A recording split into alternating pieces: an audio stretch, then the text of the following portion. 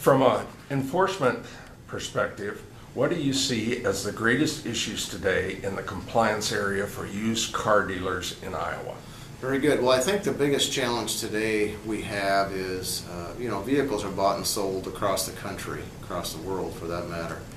Internet, great tool, great resource. eBay, Craigslist, I know those are wonderful marketing tools.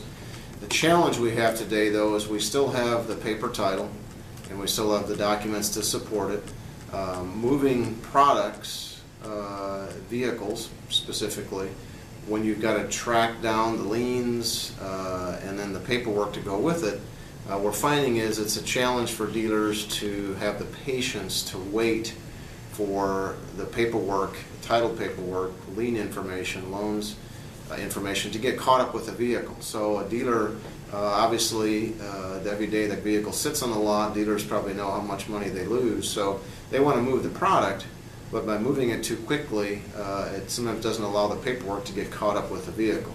The other part of that then is the dealer may not know exactly the lien information up to date, odometer information may not be quite up to date because they don't have all the information yet.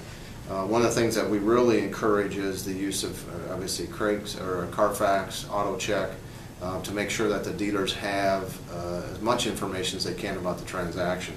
The other thing that we encourage, I know the law doesn't say you have to do it, but as a dealer, to make sure you know as much information as you can is to do that in IADA check as well, the National Motor Vehicle Title Information System. You have some options. A dealer can run those checks for themselves. There's a minimal fee to run it. A dealer could also go to their county treasurer's office and actually put the title, if it's a foreign title, put it into the dealership's name. At that time, an IADA check would be run.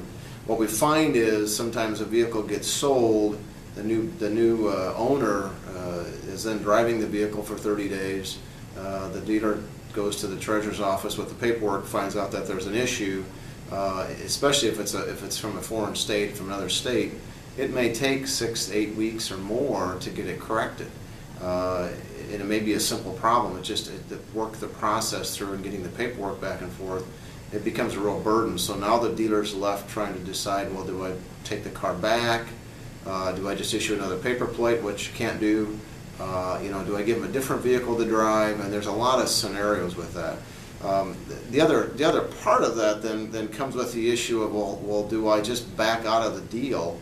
And one of the things that we've talked a lot about is, can a dealer just back out of a deal? Because we know some of the dealers kind of want to do that after the paperwork's been signed, and there's really nothing in the law today that once the deal has been made, title has been signed, the vehicle's been delivered, nothing in the law allows that transaction to be negated.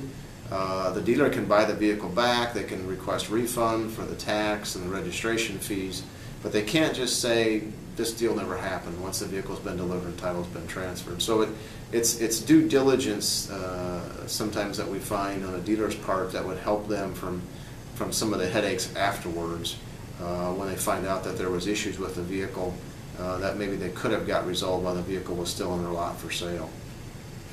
The other thing that, we do work a lot with our Attorney General's office. We don't enforce the Consumer Credit Code, but we are the folks that are in the field. We're the eyes in the field. So we've done a lot of work with the Attorney General's office in learning how to spot issues or concerns that the Attorney General's office Consumer Protection Division may have interest in.